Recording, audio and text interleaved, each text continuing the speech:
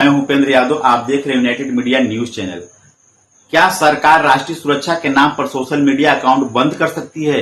यदि हाँ, तो उसकी सीमा क्या है? और क्या अभिव्यक्ति की स्वतंत्रता तथा राष्ट्रीय सुरक्षा के बीच संतुलन स्थापित करना आज पहले से अधिक चुनौतीपूर्ण हो गया है? इन्हीं सवालों के बीच दिल्ली हाईकोर्ट ने एक महत्वपूर्ण आदेश दिया है। अदालत ने सोशल मीडिया अभियान काकरोच जनता पार्टी के एक्स अकाउंट को बहाल करने का निर्देश दिया है। यह अकाउंट 21 मई को सूचना प्रौद्योगिकी अधिनियम 2000 की धारा 69A के तहत ब्लॉक किया गया था।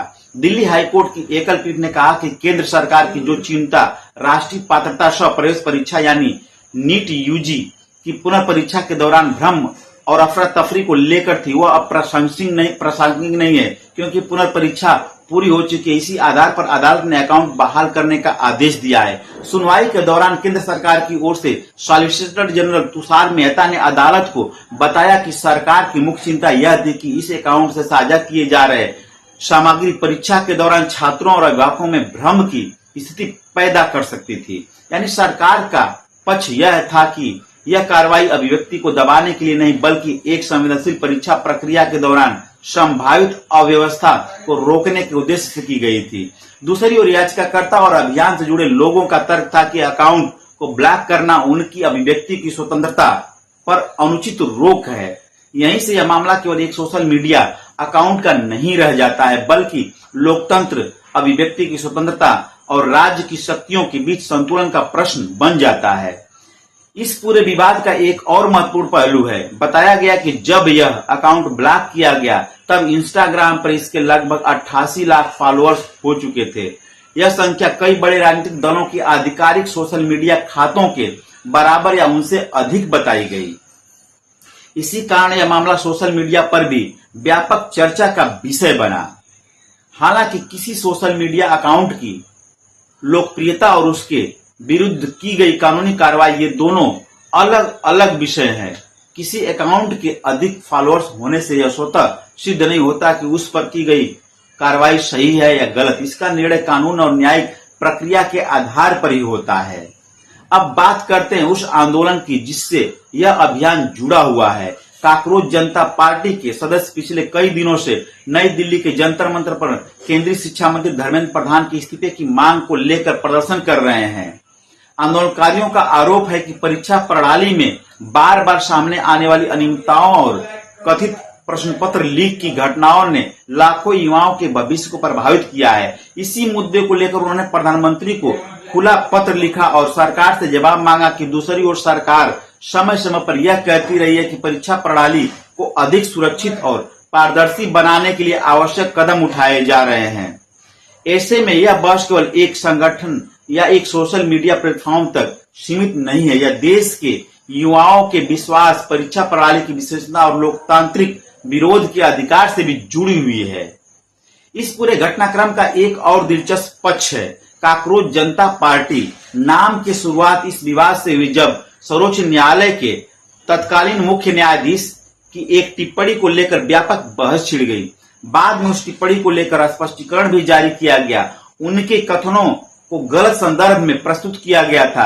यानी यह पूरा घटनाक्रम कई परतों वाला है। न्यायपालिका की टिप्पणी, सोशल मीडिया अभियान, सरकारी कार्रवाई, अदालत की सुनवाई और युवाओं के विरोध प्रदर्शन, इन सभी ने मिलकर इसे राष्ट्रीय बहस का विषय बना दिया। लेकिन सबसे महत्वपूर्ण बात यह रही कि किसी भी लोकतंत्र में अभिव्यक्ति की स्वतंत्रता और राष्ट्रीय सुरक्षा दोनों ही महत्वपूर्ण संवैधानिक मूल्य हैं। चुनौती इन दोनों के बीच संतुलन बनाए रखने की होती है। अब सबसे महत्वपूर्ण सवाल यह है कि इस पूरे घटनाक्रम से देश को क्या संदेश मिला। सबसे पहला संदेश यह मिला कि सोशल मीडिया आज केवल संवाद का माध्यम नहीं रह गया है। यह जनमत बनाने, सरकार से सवाल पूछने, आंदोलन को संगठित करने और सार्वजनिक बहस को दिशा देने का एक प्रभावशाली मंच बन चुका है। यही कारण है कि सोशल मीडिया पर की गई किसी भी सरकारी कार्रवाई को अब केवल तकनीकी नहीं, बल्कि संवैधानिक और लोकतांत्रिक दृष्टि से भी चर्चा हो रही है। दूसरा महत्वपूर्ण पक्ष अभिव्यक्ति की स्वतंत्रता और राष्ट्रीय सुरक्षा के बीच संतुलन का है। भारत का संविधान नागरिकों को अभिव्यक्ति की स्वतंत्रता देता है, लेकिन यह अधिकार पूर्णतः असीमित नहीं है।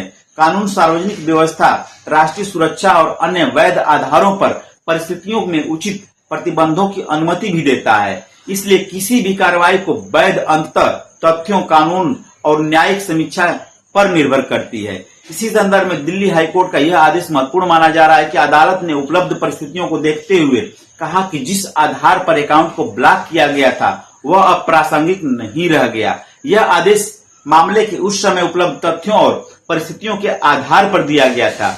न्यायिक निर्णय है। इस पूरे घटनाक्रम का तीसरा पहलू युवाओं का भरोसा है।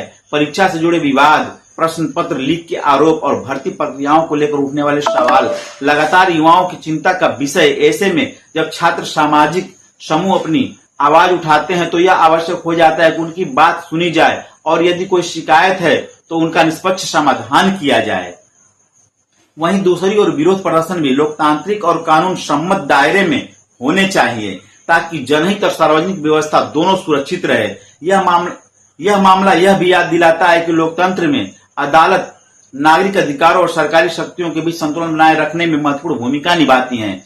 न्यायिक समीक्षा का उद्देश्य किसी एक पक्ष का समर्थन करना नहीं बल्कि यह सुनिश्चित करना है कि कानून का पालन हो और संवैधानिक अधिकारों की रक्षा भी बनी रहे।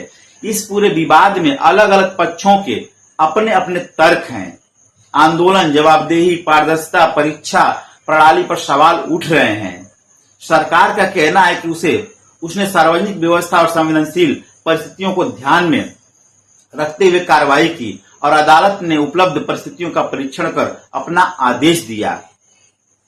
यही लोकतांत्रिक व्यवस्था की विशेषता है कि किसी भी विवाद का अंतिम मूल्यांकन संस्थागत प्रक्रिया, न्यायिक समीक्षा और तथ्यों के आधार पर होता है, न कि केवल राजनीतिक आरोप प्रत्यारोप से। इसलिए इस पूरे प्रकरण से सबसे बड़ा सबक यही निकलता है कि लोकतंत्र में असहमति व्यक्त करने का अधिकार भी महत्वपूर्ण है और कानून का पालन उतना ही आवश्यक है। पारदर्शिता, जवाबदेही और संवैधानिक संस्थाओं पर भरोसा यही किसी लोकतांत्रिक समाज की सबसे बड़ी ताकत होती है। अब यह देखना दिलचस्प होगा कि इस न्यायिक आदेश के बाद क्या घटनाक्रम सामने आते हैं, संबंधित पक्ष क्या कदम उठाते हैं और यह बहस किस दिशा में आगे बढ़ती है। फिलहाल इस विशेष रिपोर्ट में इतना ही। अगर हमारी वीडियो अच्छी लगी हो तो लाइक, शेयर और फॉलो जरूर करें। नमस्कार।